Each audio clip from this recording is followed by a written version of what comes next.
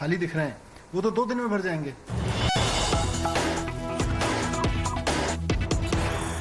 Let's quickly cut across to Prakash Javadekar, Union Minister addressing the media. Let's take a listen. पहला कामकाज का दिन है, तो इसके आज नितिन गडकरी जी है साथ में, जो मुख्य एमएसएमई के बारे में बहुत सारे निर्णय है, और तोमर जी है, एग्रीकल्चर के बारे में निर्णय है। मैं शुरू में जो निर्णय हुआ उसका एक अंश आपके सामने पढ़ता हूं। प्रधानमंत्री श्री नरेंद्र मोदी जी की अध्यक्षता में केंद्रीय मंत्रिमंडल की बैठक आज सोमवार 1 जून 2020 को संपन्न हुई। केंद्र सरकार द्वारा अपने दूसरे वर्ष के कार्यकाल में प्रवेश करने के बाद केंद्रीय मंत्रिमंडल की यह पहली बैठक थी। बैठक में ऐसे ऐतिहासिक फैसले लिए गए जिनका भारत की मेहनती किसानों, सूक्ष्म लघु एवं मध्यम क्षेत्र के उद्योग और रेडी पटरी वालों के रूप में काम करने वाले लोगों के जीवन पर एक परिवर्तनकारी प्रभाव पड़ेगा। सूक्ष्म लघु एवं मध्यम उद्यम, जिन्हें लोकप्रिय रूप से एसएमए कहा जाता है, एमएसएमई, भारतीय अर्थव्यवस्था की रीढ़ है। देश भर के विभिन्न क्षेत्रों में चुपचाप काम करते हुए 6 करोड़ से अधिक एमएसएमईज की एक मजबूत और आत्मनिर्भर भारत के निर्माण में महत्वपूर्ण भूमिका है। कोविड-19 महामारी के बाद प्रधानमंत्री नरेंद्र मोदी जी ने राष्ट्र निर्माण के एमएसएमई की भूमिका को शीघ्र पहचान लिया। इसलिए एमएसएमई को आत्मनिर्भर भारत अभियान के तहत की गई घोषणाओं का एक बहुत महत्वपूर्ण हिस्सा बनाया गया था। इस पैकेज के तहत एमएसएमई क्षेत्र को न केवल पर्याप्त आवंटन किया गया है, बल्कि अर्थव्यवस्था को पुनर्जीवित करने के उपायों के में कार्यान्वयन को भी प्राथमिकता दी गई है। कई प्रमुख घोषणाओं से संबंधित क्रियान्वयन पहले ही शुरू किया जा चुका है। केंद्र सरकार ने आज आत्मनिर्भर भारत पैकेज के तहत अन्य घोषणाओं के प्रभावी क्रियान्वयन के लिए रोडमैप भी तैयार किया है। यह महत्वपूर्ण है और इसमें शामिल है एमएसएमई की परिभाषा में परिवर्तन है। यह व्यवसाय करने को आसान बनाने की दिशा में एक और कदम है और यह एमएसएमई क्षेत्र के निवेश को आकर्षित करने और अधिक नौकरियां पैदा करने में भारत में मदद करेगा। जो एमएसएमई संकट में है उनको इक्विटी सहायता प्रदान करने के लिए अधीनस्थ ऋण के रूप में 20,000 करोड़ रुपए का प्रावधान का प्रस्ताव आज कैबिनेट द्वारा औपचारिक रूप से अनुमोदित किया गया। इससे 2 लाख ऐसे जो संकट में है ऐसे एमएसएमई को फायदा होगा। एमएसएमई के लिए 50,000 करोड़ रुपए के इक्विटी निवेश का प्रस्ताव भी पहली दफा हुआ है। ये एमएसएमई को ऋण इक्विटी अनुपात के प्रबंधन और उनकी क्षमता वृद्धि में मदद करने के लिए एक ढांचा तैयार करेगा। यह उन्हें स्टॉक एक्सचेंज में सूचीबद्ध होने का अवसर भी प्रदान करेगा। इस तरह की सहूलत पहली दफा मिल रही है एमएसएमई उद्योगों को। एमएसएमई की परिभाषा में बढ़ोतरी और परिवर्तन किया है। भारत सरकार ने आज एमएसएमई की परिभाषा को और संशोधित किया, क्योंकि जब पैकेज घोषित किया था तो एक संशोधन दिया था, लेकिन आज इकाई की परिभाषा बढ़ाकर 1 करोड़ रुपए के निवेश और 5 करोड़ रुपए का कारोबार कर दिया गया। लघु इकाई की सीमा बढ़ाकर 10 करोड़ रुपए का निवेश और 50 करोड़ रुपए का टर्नओवर कर दिया गया है।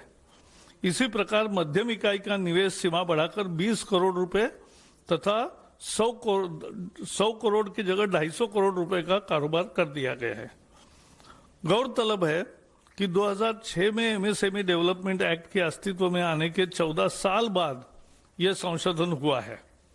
पैकेज की 13 मई 2020 को घोषणा के बाद अनेक प्रतिनिधियों से मिले और घोषित संशोधन अब भी बाजार और मूल्य निर्धारण की स्थिति के अनुरूप नहीं है, इसे ऊपर की तरफ और संशोधित किया जाना चाहिए, इस तरह का फीडबैक आया। इन आवेदनों को सुनते हुए प्रधानमंत्री ने मध्यम एवं मैन्युफैक्चरिंग सेवा इकाइयों की सीमा को और बढ़ाने का निर्णय किया। अब यह 50 करोड़ रुपए का निवेश और 250 करोड़ रुपए का कारोबार की सीमा होगी। यह भी निर्णय लिया गया है कि निर्यात के संबंध में कारोबार को एमएसएमई के इकाइयों की किसी भी श्रेणी के लिए टर्नओवर की गणना में नहीं गिना जाएगा, चाहे वो सूक्ष्म हो, लघु हो या मध्यम हो। शहरी और आवास मंत्रालय ने विशेष सूक्ष्म ऋण योजना शुरू की है। इसके जरिए रेडी पटरी वाले, ठेले वाले, छोटा दुकान जो बिठाते हैं, सड़क पर माल बेचते हैं, उनकी क्षमता और उनका काम चले इसके लिए ज्यादा ऋण उपलब्ध कराने के फैसला किया है। ये योजना लंबे समय तक चलेगी क्योंकि कामकाज फिर शुरू कर सके और अपना जीविकोपार्जन सही तरीके से कर सके। इस योजना के 50 लाख से अधिक पटरी सामान बेचने वाले ठेला वाले, हॉकर और रेडी पटरी वालों को लाभ मिलेगा। इनके द्वारा क्या क्या बेचा जाता है मालूम है आपको? सब्जी है, फल है, तैयार खाद्य पदार्थ है, चाय, पकोड़ा, ब्रेड, अंडा, कपड़ा, चप्पल, किताब, स्टेशनरी की आपूर्ति, बहुत सारे वस्तुएं यहाँ बेची जाती है, हम खरीदते हैं। इसके अंतर्गत सलून, मोची, लॉन्ड्री और पान की दुकानें भी आएगी। भारत सरकार कोविड-19 के दौरान इनके समक्ष आई परेशानी के प्रति संवेदनशील रही है। इसी के तहत इन्हें तत्क्षण सहयोग हेतु ये ऋण की योजना शुरू की गई है ताकि अविलंब ये अपने व्यापार को गति दे सके। स्थानीय शहरी निकाय इस योजना में क्रियान्वयन में महत्वपूर्ण भूमिका बजाएगा। शायद भारतीय इतिहास में पहली दफा आजादी के बाद ऐसा निर्णय लिया गया है, जबकि फुटपाथ दुकानदारों और रेडी ठाने वालों को, चाहे शहरी क्षेत्र या ग्रामीण क्षेत्र के हो, इस योजना के तहत इन सभी लोगों को, वर्गों को 10,000 रुपए का ऋण दिया जाएगा। इसे वो मासिक किस्तों में अधिकतम 1 वर्ष के अंदर वापस लौटा सकते। समय पर भुगतान करने को वालों को 7% वार्षिक ब्याज सब्सिडी के रूप में लाभार्थी के बैंक खाते में जमा कर दी जाएगा। इसमें किसी तरह का दंड का प्राविधान नहीं है। इस पहल से इन वेंडरों एवं अन्य विक्रेताओं को आर्थिक उन्नयन में मदद मिलेगी। इस योजना के क्रियान्वयन में किसी तरह की कठिनाई ना हो तथा जिन्हें इसका लाभ मिलना है उन तक यह सही ढंग से पहुंचे, इसके लिए मंत्रालय, बैंक एवं स्वयं सहायता समूह की अहम जिम्मेदारी एवं भूमिका तय की गई है। साथ ही इसके क्रियान्वयन में पारदर्शिता रहे, इसके लिए पोर्टल, मोबाइल ऐप भी तैयार किए गए हैं। सशक्तिकरण के लिए टेक्नोलॉजी का उपयोग अन्य काम में भी करने का फैसला हुआ है। योजना के पूर्ण क्रियान्वयन एक वेब पोर्टल के साथ एक डिजिटल प्लेटफॉर्म, मोबाइल ऐप विकसित किया जा रहा है। यह प्लेटफॉर्म विक्रेताओं को औपचारिक वित्तीय ढांचे के साथ एकीकृत करने के लिए, it will be yet another financial inclusion, यह आईटी प्लेटफॉर्म मदद करेगा। डिजिटल ट्रांजैक्शन को इससे बल मिलेगा, प्रोत्साहन मिलेगा और क्षमताओं के विकास के लिए भी ये राज्य सरकार एवं अन्य एजेंसियों के सहयोग से शहरी विकास मंत्रालय एक क्षमता विकास एवं वित्तीय साक्षरता का कार्यक्रम भी शुरू करेगा, जो महत्वपूर्ण है। सरकार ने किसानों के लिए आज बड़े फैसले किए, जो पहले पैकेज के समय नहीं बताया था, लेकिन आज पहले नया फैसला है और बहुत महत्वपूर्ण है कि न्यूनतम समर्थन मूल्य उसकी कुल लागत का 1.5 गुना ज्यादा रखने का अपना वादा सरकार पूरा कर रही है। खरीफ फसल 2021 के 14 फसलों के सीएसीपी आधारित न्यूनतम समर्थन मूल्य जारी कर दिया गया है, जिसकी जानकारी तोमर जी बताएंगे। इन 14 फसलों पर किसानों को अब लागत का 50 से लेकर 83% तक ज्यादा दाम हासिल होगा। सरकार ने बैंकों द्वारा खेती और उससे जुड़े काम धंधों के लिए 3 लाख रुपए तक के अल्पकालिक कर्ज के भुगतान की तिथि भी 31 अगस्त 2020 तक बढ़ाई है और किसानों में इसमें ब्याज की छूट और अदायगी में मोहलत ये दोनों फायदे उसको मिलेंगे।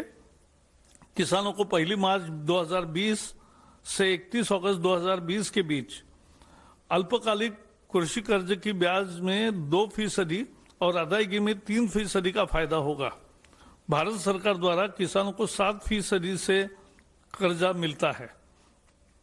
इसमें 3 लाख रुपए तक के लोन पर 2% बैंक ब्याज की छूट सरकार देगी और समय पर भुगतान पर 3% का फायदा मिलेगा। इसका मतलब 4% में 3 लाख तक का कर्जा मिलेगा। किसानों के लिए ये बहुत बड़ी तोहफा है। ब्याज में छूट की योजना किसानों को किसान क्रेडिट कार्ड के जरिए कर्ज सहित अल्पकालीन फसल कर्ज के देने के मकसद से शुरू की गई है। पिछले कुछ हफ्तों के दौरान बहुत से किसान अल्पकालिक जो क्रॉप लोन होता है उसके अदायगी के लिए बैंक नहीं जा सके। इसको ध्यान रखते हुए कैबिनेट ने जो निर्णय किया है उससे करोड़ों किसानों का लाभ होगा। गरीब ही इस सरकार की सर्वोच्च प्राथमिकता है और इसलिए कोरोना वायरस महामारी के दौरान लॉकडाउन की शुरुआत से ही सरकार सबसे ज्यादा गरीब लोगों की जरूरतों को लेकर संवेदनशील रही है। लॉकडाउन शुरू होने के बाद 2 दिन में पहला 1,70,000 करोड़ का पैकेज की घोषणा हुई। 80 करोड़ लोगों को खाद्य सुरक्षा देने से लेकर 20 करोड़ महिलाओं के बैंक खाते में सीधे आर्थिक मदद पहुंचाने तक, गरीब वरिष्ठ नागरिकों, विधवा, दिव्यांगों को आर्थिक मदद देने से लेकर पीएम किसान के तहत करोड़ों किसानों को किस्त के रूप में मदद जैसे कदम उठाए गए हैं। इससे एक ऐसे बहुत बड़े गरीब तबके का फायदा मिला है जिसे लॉकडाउन के दौरान परेशानियों का सामना करना पड़ता, और अगर सरकार फौरी तौर पर ऐसे कदम न उठाती तो यह तकलीफ बहुत होती। ये घोषणाएं नहीं रही, कुछ ही दिनों के भीतर करोड़ों लोगों तक सीधे तौर पर नकदी अथवा वस्तु रूप में मदद पहुंचाई गई। 80 लाख टन से ज्यादा अनाज पहुंचाया गया। सभी बाकी पैसा जो देना था वो डीबीटी के माध्यम से दिया गया है। आत्मनिर्भर भारत के तहत प्रवासी मजदूरों के कल्याण के लिए एक राष्ट्र एक राशन कार्ड, ऐसे लोगों को भी खाद्यान्न जिनके पास राशन कार्ड नहीं है उनको भी देने का व्यवस्था किया। मकान के लिए रियायती किराए वाली नई योजना गृह निर्माण की, और ऐसे ही तमाम अन्य कदमों की घोषणा की गई है। किसानों के कल्याण को लेकर व्यापक सुधारों का ऐलान किया गया है। किसानों को उन जंजीरों से मुक्त किया है, क्योंकि वो सुधार इतने महत्वपूर्ण है एपीएमसी को लेकर। क्यों किसानों को उन जंजीरों से मुक्त जिसमें वे जकड़े थे और उनकी आमदनी को बढ़ाने के उपाय अब किए गए हैं। इसके अलावा खेती से जुड़े बुनियादी ढांचे में व्यापक निवेश का भी प्रस्ताव है। खेती से जुड़ी अन्य गतिविधियां जैसे मछली पालन को भी वित्तीय मदद दी गई है। भारत सरकार ने हर मोड़ पर समाज के सबसे जरूरतमंद तबके के साथ एकजुटता दर्शाई और उसकी मदद की है। तो ये आज एक बहुत महत्वपूर्ण फैसला हुआ है, और ये तीनों फैसले किसानों के लिए, समर्थन मूल्य का भी फैसला, ऋण के बारे में फैसला, और एमएसएमई लघु उद्योग, सूक्ष्म उद्योग और मंझले उद्योग का ये किया है। दोनों मंत्री आपके समक्ष है। मैं नितिन जी को रिक्वेस्ट करूंगा कि वो बताएं। अच्छा, पहले तोमर जी अपनी कृषि के संबंध में रखेंगे।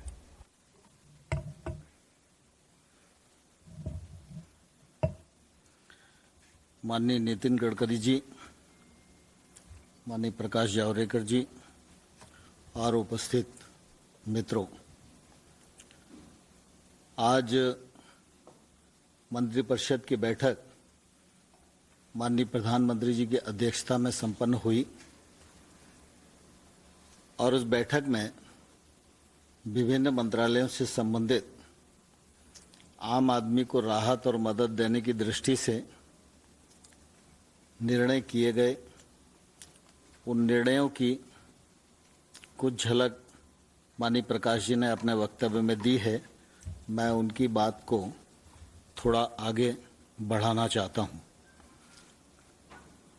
आप सभी और सारा देश इस बात का साक्षी है कि वायरस का संकट के समय भी जब लॉकडाउन रहा उस समय भी भारत सरकार और प्रधानमंत्री जी की प्राथमिकता पर गांव और गरीब किसान निर्णयों के केंद्र में हमेशा रहा। चाहे गरीब कल्याण योजना के माध्यम से राहत देने का सवाल हो या कृषि के क्षेत्र में कामकाज न रुके इस दृष्टि से अनुमतियां देने का सवाल हो। जब लॉकडाउन घोषित हुआ उसी समय फसल कटाई के लिए खड़ी थी, लेकिन कटाई का सवाल हो, उपार्जन का सवाल हो, मशीन की आवाजाही की अनुमति हो, मशीन मरम्मत के लिए वर्कशॉप की खोलने का सवाल हो, हर मामले पर सरकार ने संवेदनशीलता के साथ विचार किया और उसी का परिणाम है कि किसान ने प्रतिकूलता के मौके पर भी फसल कटाई का काम पूरा किया और इस बार बम्पर पैदावार करके किसान ने देश को समर्पित की है। सरकार उपार्जन के प्रति भी काफ़ी गंभीर थी और इसलिए उपार्जन की प्रक्रिया अभी चली रही है, लेकिन आज दिनांक तक गेहूं की खरीद 360 लाख मीट्रिक टन हो चुकी है। गत वर्ष ये 342 मीट्रिक टन थी। धान की खरीद 95 लाख मीट्रिक टन हो चुकी है। गत वर्ष ये 90 लाख मीट्रिक टन थी। दलहन और तिलहन की खरीद अभी चल रही है और अभी 16.07 लाख मीट्रिक टन खरीद हुई है। ये गत वर्ष 15 लाख मीट्रिक टन थी। आप सबके ध्यान में है कि 18-19 में सरकार ने एक निर्णय किया था कि किसान को उसके उत्पादन में लागत का कम से कम 50% मुनाफा मिलना चाहिए।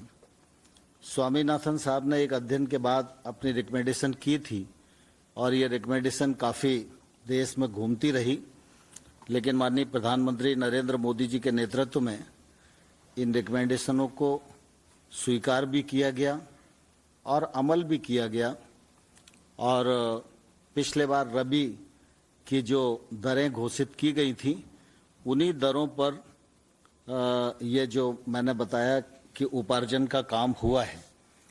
आज फिर कृषि लागत एवं मूल्य आयोग की जो रिकमेंडेशन है 14 फसलों के लिए वो आ गई हैं, मंत्रिपरिषद के समक्ष विचाराधीन थी और आज मंत्रिपरिषद ने उनको अपनी स्वीकृति प्रदान कर दी है।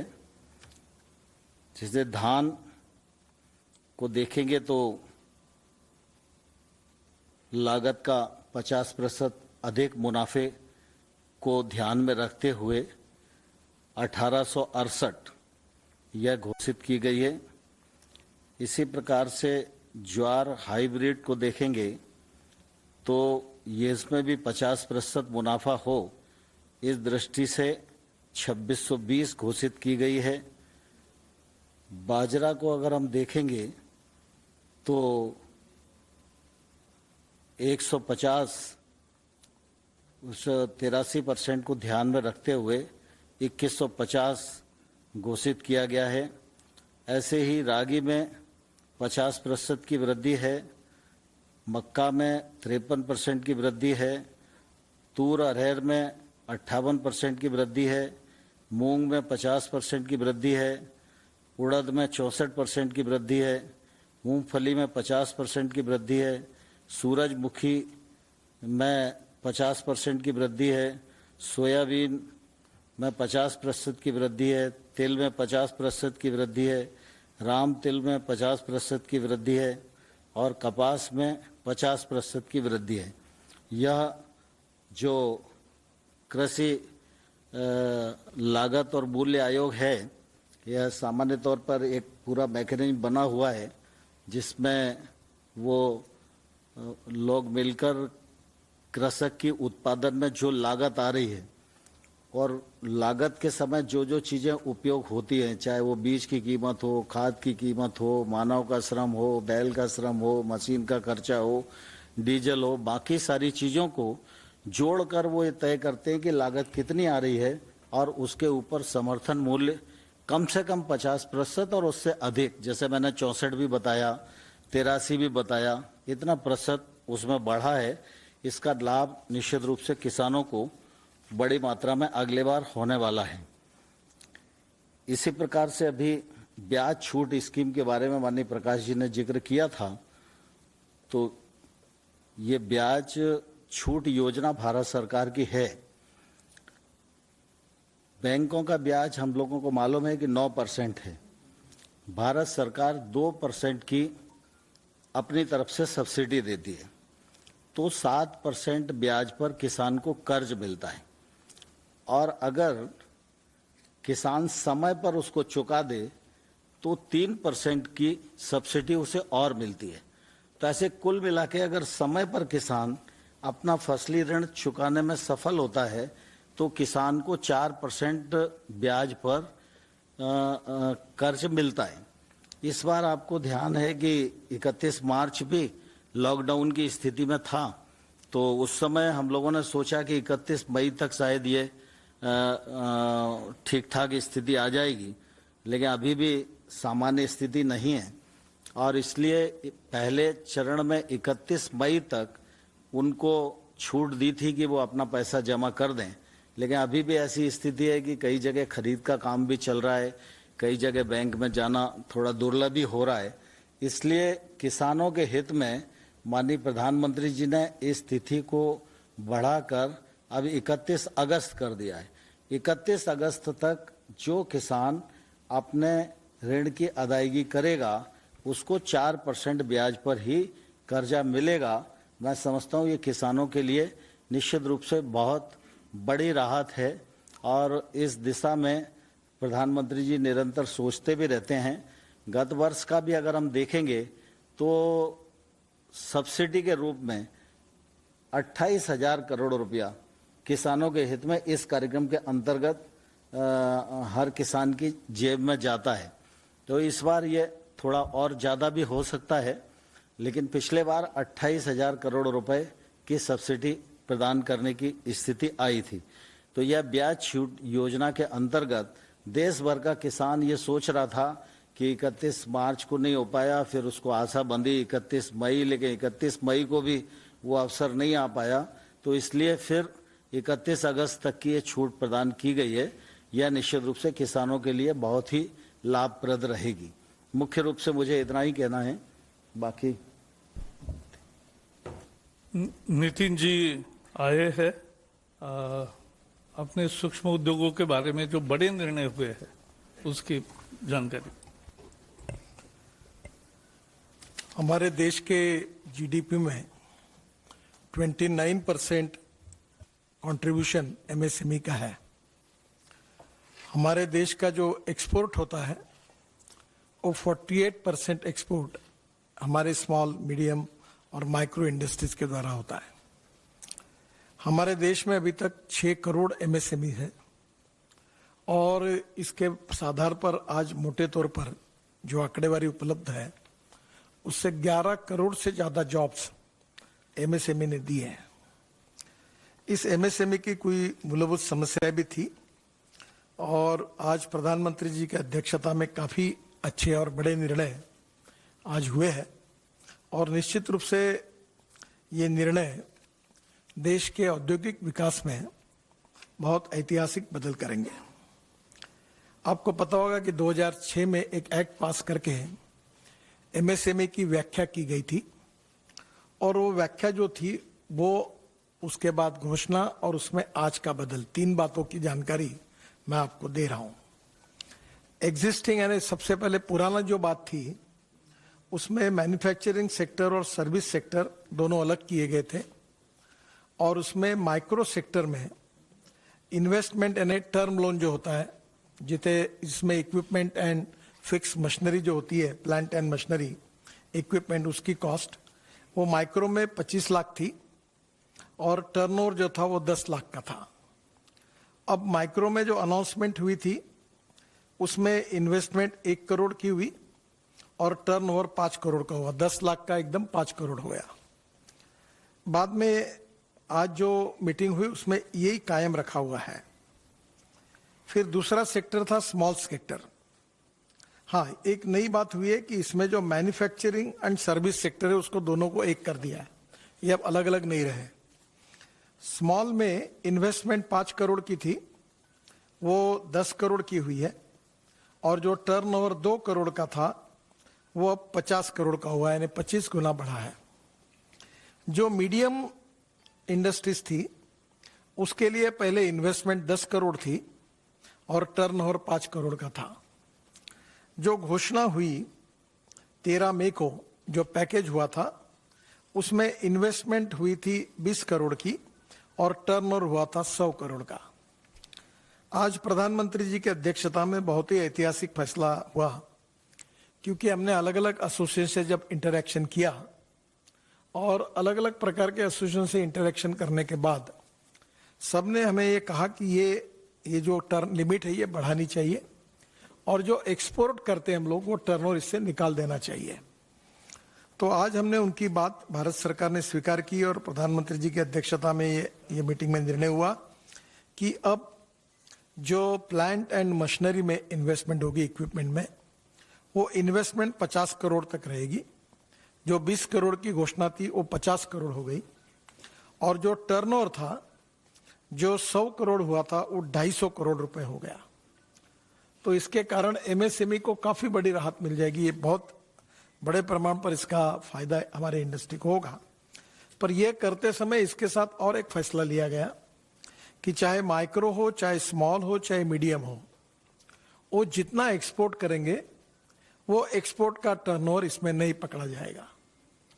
तो एक्सपोर्ट का टर्नओवर इससे बाहर हो गया और ये लिमिट बढ़ गई है, और इसके कारण बहुत बड़ा फायदा इस सेक्टर में होगा। ये जो डिमांड थी ये पूरी हुई है, और इससे निश्चित रूप से हमारे एक्सपोर्ट के लिए भी और एमएसएमई के करके जो एडवांटेज है वो सभी प्रायोरिटी के रूप में हमारे इंडस्ट्री को मिलेंगे, और इससे नए रोजगार भी निर्माण होगा, एक्सपोर्ट भी बढ़ेगा, और हमारे जीडीपी ग्रोथ रेट में इनका सहभाग भी अच्छा होगा। दूसरे दो महत्वपूर्ण निर्णय जिसके बारे में आज फिर से डिटेल में उसका भी प्रस्ताव कैबिनेट ने मंजूर किया। रिजर्व बैंक ने एक यूके सिन्हा कमेटी अपॉइंट की थी, उन्होंने 2 रिकमेंडेशंस उनके भी उस समय थे। आज उसके ऊपर आज हमारे मीटिंग में फाइनल उसका निर्णय हुआ है। 2 थे, एक डिस्ट्रेस एसेट फंड और दूसरा creation of fund for MSME.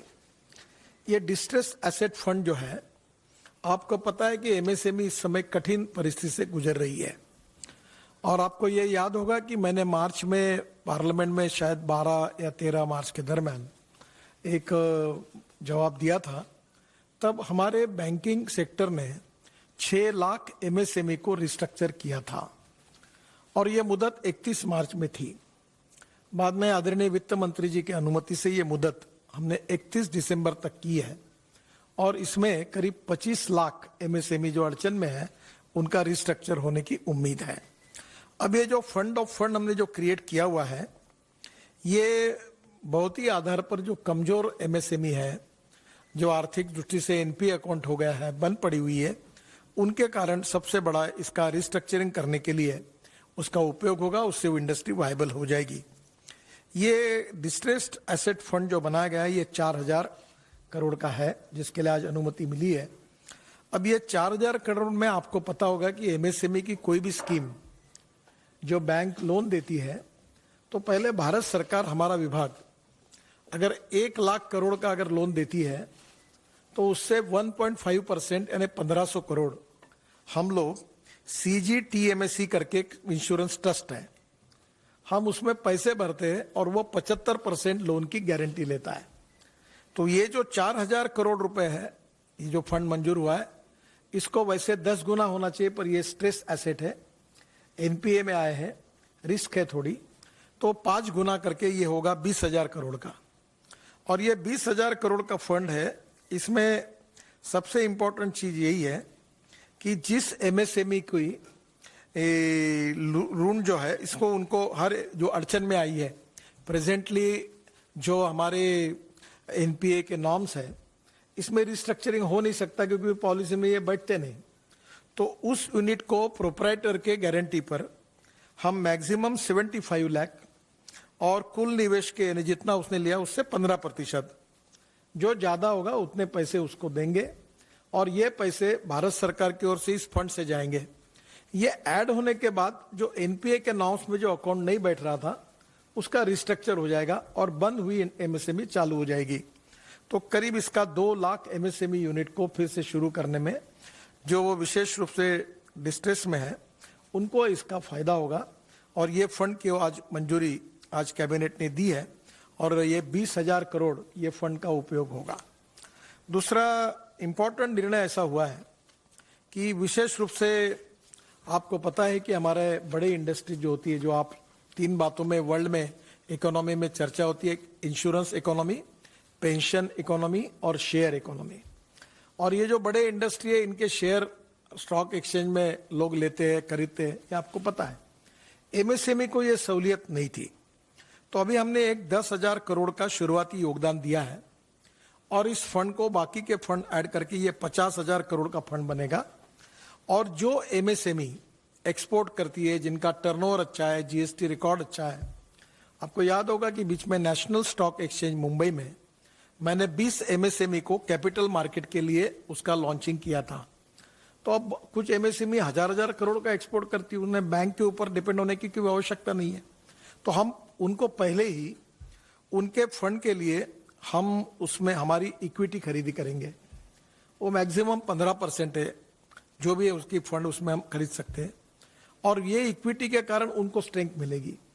और फिर वो जब स्टॉक एक्सचेंज में जाएंगे तो उनका जो 10 रुपए का शेयर है उसमें हमने खरीद लिया तो उस ताकत मिलेगी उसको, और उसके बाद में उसका शेयर कभी 25 का होगा, कभी 30 का होगा, कभी 40 का होगा।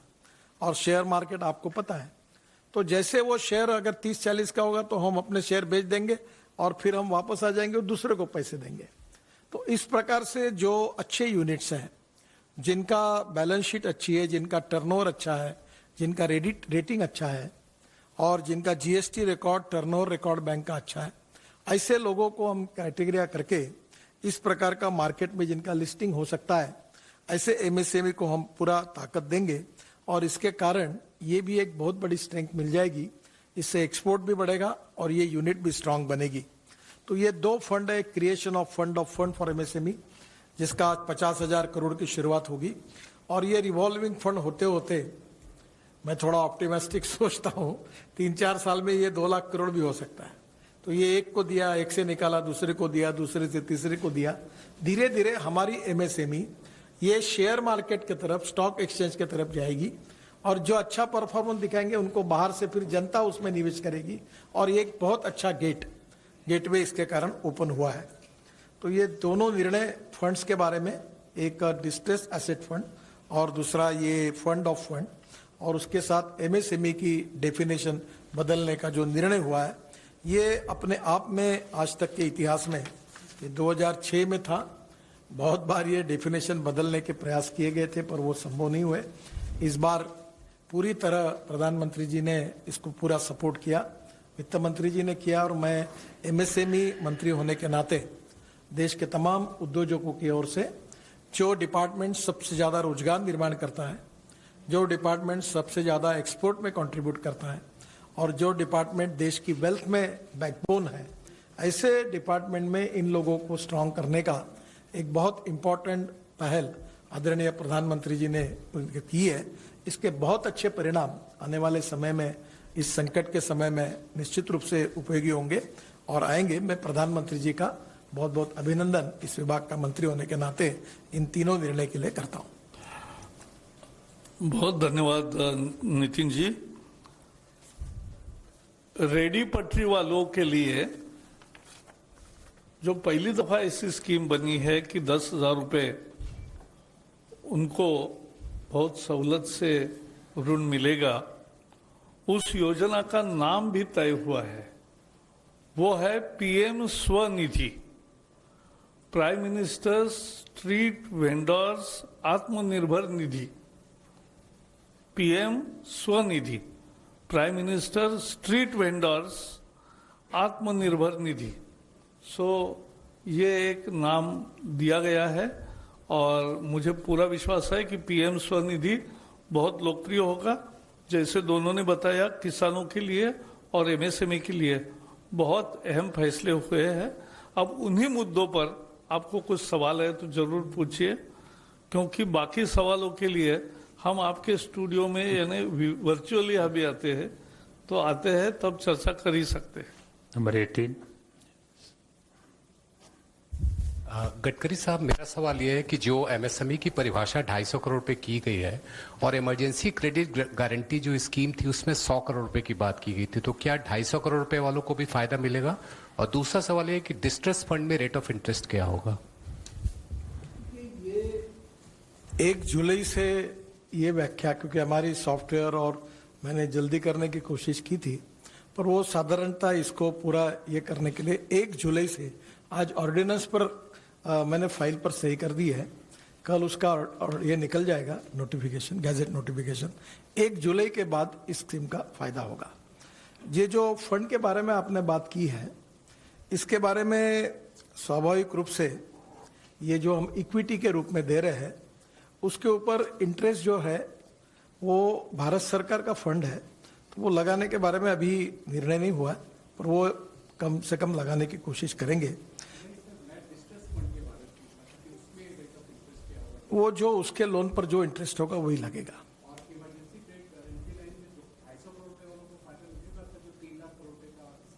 देखिए, वो जो 3 लाख करोड़ जो फंड हमने दिया है, वो जिनका 100 करोड़ तक टर्नओवर है और जिनको 25 करोड़ के टर्म लोन है, उन्हीं को 3 लाख करोड़ का फायदा होगा। ये 250 करोड़ और ये विदाउट कोलैटरल, ये आपको 20% लोन मिलेगा और उस पर जो उसके अकाउंट पर इंटरेस्ट होगा वही मिलेगा। 20% एडिशनल लोन मिलेगा। मतलब स्पष्ट है कि 250 करोड़ वाले इसमें नहीं आएंगे?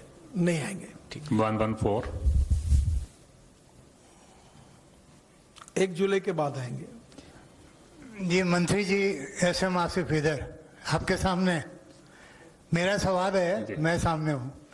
मेरा सवाल है आपसे कि एमएसएमई में एनपीए अकाउंट जो पूरे देश में फैला हुआ है, तो जो नई स्कीम है उसमें आपने कहा कि एनपीए अकाउंट को सरकार जो है उसका परसेंटेज कुछ देगी, उसको जरा डिटेल बता। देखिए, पहली बात तो ऐसी है कि मैंने मार्च में जवाब दिया था कि 6 लाख एमएसएमई रिस्ट्रक्चर हुई, फिर उसकी मुदत 31 मार्च थी, वो बढ़ाकर 31 दिसंबर तक किया गया। दूसरी इंपॉर्टेंट चीज है कि ये जो स्ट्रेस एसेट है जो एनपीए हो गए हैं, इनके लिए हमने स्कीम बनाई कि भारत सरकार ने 4000 करोड़ दिए है। अब ये 4000 करोड़ जो हमको मिले हैं, हम एक सीजीटीएमएसी करके एक ट्रस्ट है, इंश्योरेंस ट्रस्ट है, ये इसको हम 4000 करोड़ जब डिपॉजिट करेंगे तो उससे 5 गुना यानी 20,000 करोड़ के फाइनेंस की गारंटी ये ट्रस्ट लेगा। ये 20,000 करोड़ बैंकों को उपलब्ध होंगे।